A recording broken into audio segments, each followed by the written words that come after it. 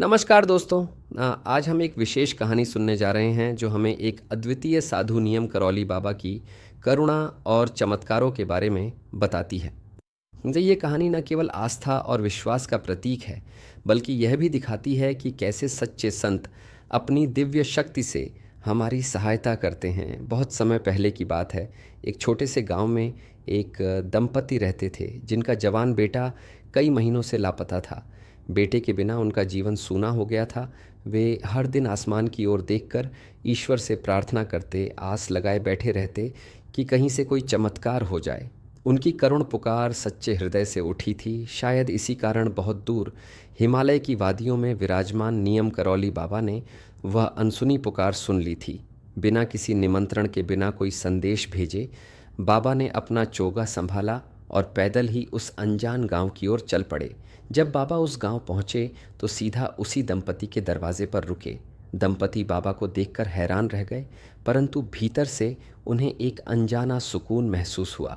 उन्होंने श्रद्धा से बाबा का स्वागत किया, उनके चरण धोए, उन्हें भोजन कराया और रात में विश्राम के लिए एक गर्म कंबल भी दिया। रात गहरी थी, चांदनी मंद पड़ गई थी। उसी समय घर के भीतर विचित्र घटना घटी। बाबा जो शांत भाव से कंबल ओढ़े सो रहे थे, अचानक दर्द से कराहने लगे। उनका शरीर जैसे पीड़ा से तड़प उठा। ऐसा प्रतीत हो रहा था मानो कोई अदृश्य शक्ति उन पर प्रहार कर रही हो। दंपति घबराए हुए यह सब देख रहे थे, पर बाबा ने किसी सहायता की मांग नहीं की। वे सब कुछ सहते रहे। सुबह जब सूरज की पहली किरणें घर में उतरीं, बाबा उठे। उनका चेहरा शांत था, लेकिन उनकी आंखों में एक गहरी गंभीरता झलक रही थी। उन्होंने बिना किसी शिकवे के बस इतना कहा, इस कंबल को नदी में प्रवाहित कर दो। दंपति ने बिना सवाल किए बाबा की आज्ञा का पालन किया। इसके कुछ ही दिन बाद एक अद्भुत घटना घटी। वह खोया हुआ बेटा, जिसे सबने खो दिया मान लिया था, सही सलामत घर लौट आया। उसके चेहरे पर भय की परछाई थी।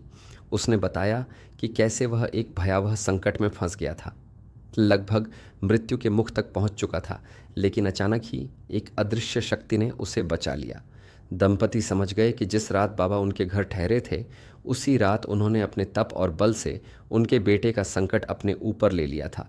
उस कंबल ने बाबा की करुणा और बलिदान का भार सहा था। बाबा फिर चुपचाप उस गांव से आगे बढ़ गए, बिना कोई बढ़ाई किए। लेकिन उनके जाने के बाद गांव में उनकी करुणा, तपस्या और चमत्कारों की गाथा गूंजने लगी। लोग आज भी कहते हैं कि जब दिल से पुकार करो, सच्चे साधु बिना बुलाए भी आ जाते हैं। बाबा नीम करौली न थे केवल साधु, वे प्रेम, त्याग और करुणा की साक्षात मूर्ति थे। इस प्रेरणादायक कथा से हमें ये सीखने को मिलता है कि आस्था और विश्वास की शक्ति अद्वितीय होती है। कभी भी सच्चे दिल से पुकारो, आशीर्वाद जरूर मिलता है। अगर आपको ये कहानी पसंद आई हो तो कृपया हमारे चैनल को सब्सक्राइब करें, ताकि आप और ऐसी दिव्य और प्रेरणादायक कथाएं सुन सकें।